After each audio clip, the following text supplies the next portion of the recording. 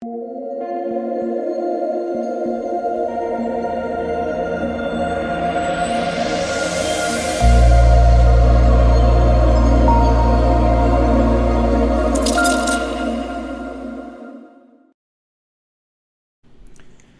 what is going on, guys? DK. Back at you at the end of the video here to bring the Thursday Night Football Showdown slate. We have Tampa Bay and the Philadelphia Eagles. Should be a pretty solid one. Now, back-to-back weeks we had some good matchups. Previous weeks were not the best on Thursday Night Football. But yeah, if you guys are new to the channel, welcome. My name is DK. I make daily videos and live stream for NBA and NFL slates on Draftkings. If you guys are interested in NBA preseason DFS, I just uploaded my video breaking down the 6-game Wednesday slate.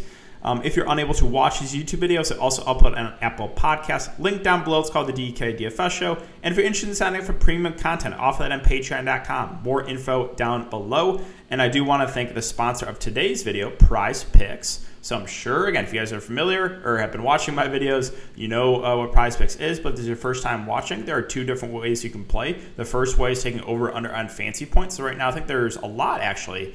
Like 12 players posted for tomorrow's, or more than that. I can't do math. 14 players posted for the Thursday night game. So, yeah, for example, Jalen Hurts, 21 fancy points. You at the under, do at the over. Or you can go to single stat if you'd rather take over/under on like passing yards. Like Hurts is projected for 275.5 passing yards. You can take the over, the under there. If that's what you feel better about. But yeah, if you guys want to try it out, sign up, use my code DKDFS. It's DKDFS, all one word. You'll get a 100% match up to $100, right? And then there's one play I do like. Dallas Goedert on the COVID list. So Zach Ertz, 7 fancy points. I like the over there. I think he gets more involved. So, yeah, that's my one pick for NFL. And now, yeah, let's get into the video. Oh, really quick, if you guys could leave a like button on the video. Let's try to aim for 100. Subscribe, hit the notification bell, leave me a comment. That always helps me get more viewers on these videos. All right, so yeah, before we talk about players and the prices, let's take a look at my lineup here from last night. So this is in the last night.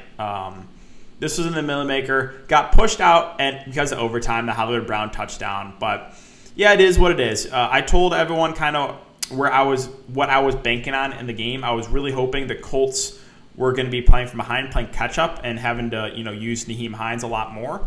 Unfortunately, it didn't work out. Right, the Colts got off to an early lead and played from a lead the entire game. Was a little bit tilted about that Jonathan Taylor 80-yard touchdown. Yeah, so I was telling everyone on Patreon I was going Mark Andrews, the captain. That obviously went really well. Used Lamar and Wentz with Pittman was my favorite receiver there.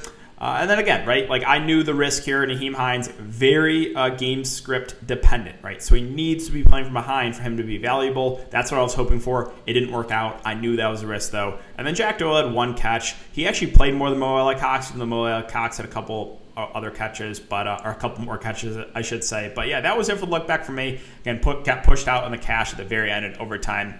Going over the lineup again, this is in the luxury box, a $2,000 entry. So this is the winning lineup. Hollywood Brown and the captain with Lamar Taylor, Mark Andrews, Blankenship, and Marlon Mack was the value player we talked about. Did get involved.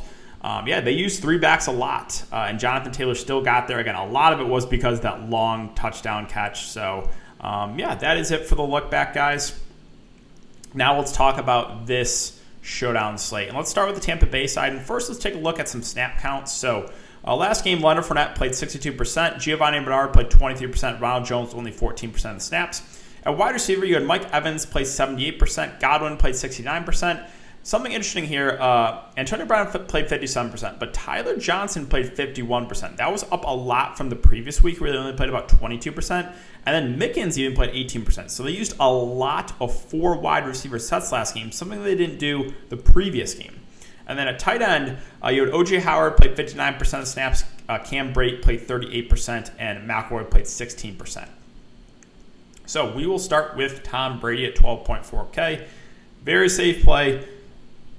We know the upside Tom Brady presents. I mean, crazy. He's gone for 30-plus fantasy points in 4 of the first 5 games. That is absurd. But yeah, I think Tom Brady, again, very, very safe. Tampa Bay, dynamic offense. And this is a high total game. It's going to be a good amount of points scored most likely. Now, as far as the wide receivers go with Evans and Godwin, obviously like them both. Evans, a guy, I would say more of a red zone target. I would say the ceiling might be a little bit higher in Mike Evans. I think the floor a little bit higher on Chris Godwin. But yeah, both plays look pretty solid. Evans a little bit more, but I don't have a super strong take on those Tampa Bay wide receivers. Now, Antonio Brown at 8.2K had a really big game. 7 catches and 8 targets for 124 yards and 2 touchdowns. I do think that's going to boost the ownership on him. I think he's solid, but might be a little bit over-owned, right, because of recency bias. He is pretty close in price, too, to the guys in Evans and Godwin who are just going to play a little bit more than him. Fournette at 7.8. So Ronald Jones will still get some touches. You're going to have Giovanni Bernard mixed in on third downs. Another one where, yeah, I'm okay with it, but I think he'll be a little bit over-owned as well. I'm not a huge fan of paying up for an expensive running back in a 3-headed monster. Again, people that played Jonathan Taylor got there. Story for another day. Kind of going to sound salty, but I think Jonathan Taylor at that price and ownership was by far the worst play in the slate. And that obviously the 80-yard touchdown catch kind of bailed some people out. But yeah, it is what it is. Fournette at this price, it's relatively safe. But again, he's not a bell cow back. Jones is still going to get some touches. Giovanni Bernard is still going to get mixed in for the third down work. So that's really the issue there with Fournette. Gronkowski, I don't think he's going to be back. He didn't practice on Tuesday, so my guess is he doesn't play. So, yeah, you should get the combination of Cam Brate, O.J. Howard playing tight end. Running back, again, Giovanni Bernard at 5.2.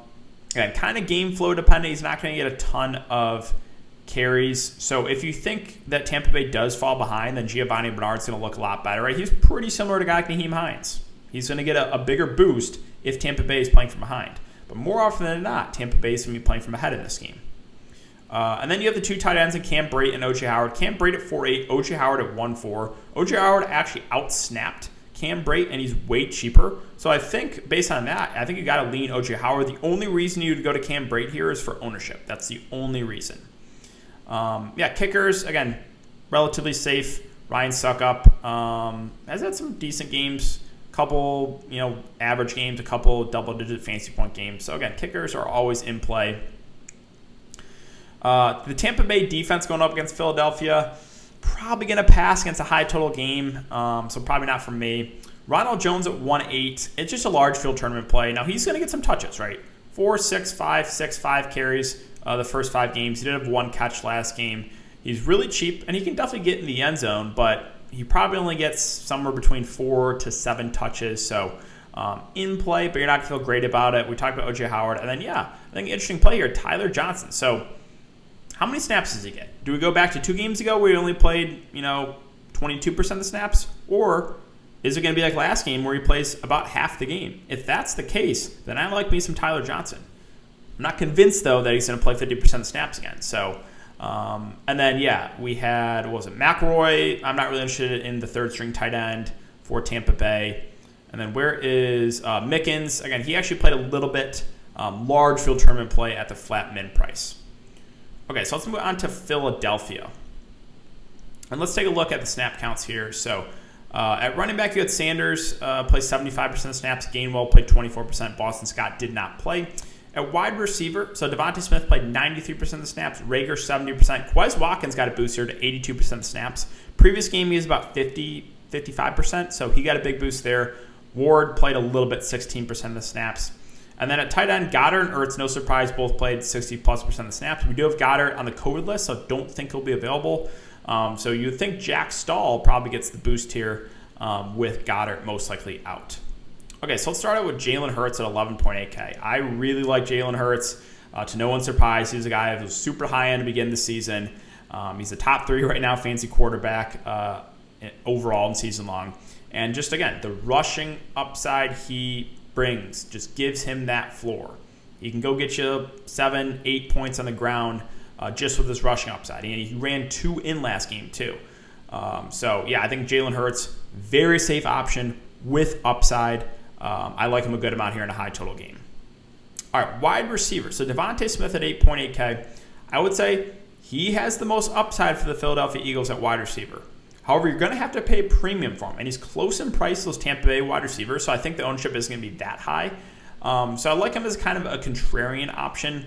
Miles Sanders at 6'6", and he's been playing a decent amount of snaps. He is involved in the passing game, 4-3, 5 targets last 3 games. I think he's a pretty safe play. Should play most of the game, is involved in the passing game, no issue there. Again, Goddard on the COVID list. I don't think, let's see. They'll still need, okay, to produce 2 negative tests. So I guess there's still a chance he could play Thursday. Okay, so just keep an eye on this. I guess it's not guaranteed that he's out. If Dallas Goedert plays, viable, right? But he's a little bit more expensive than Zach Ertz, who I'd probably lean to if they're going to play similar snaps. So yeah, monitor that Dallas Goedert news. Rager, 5K, playing out of the slot, should play majority of the game. 5 targets last week. Now, I don't think he has as much upside as Devontae Smith, but he's also way, way cheaper. So another relatively safe option. Again, Quez Watkins got more run last game. If he's going to play majority of the game, I think he's firmly in play. He does have big play upside like Devontae Smith. So I do have some interest in him for GPPs. Again, kickers, obviously both in play. Ertz, if there's no Goddard, I think makes for a very safe play. He's had 7, 8, and 6 targets the last 3 games. He's been playing pretty well. And again, if there's no Dallas Goedert, probably gets a bump. So monitor that. But yeah, I like Zach Ertz, especially if Goddard is out. The defense, I'm going to pass on the Eagles defense going up against Tom Brady and crew. Gainwell, 2-4, I actually do have a little bit interested in him. Probably not going to get a ton of carries, but is involved in the passing game. 4, 8, and 3 targets the last 3 games. Now, probably doesn't get as much run as Miles Sanders, but if you get like 25 to 30, maybe 35% of the snaps at this price point, I think you can definitely pay off the salary. Again, Draftkings is full point PPR, and you would think Philadelphia would probably plays from behind, so I do have some interest in rookie Kenny Gainwell. But below that, not much you can feel good about. Greg Ward played a little bit, only $800, but only a large field tournament play.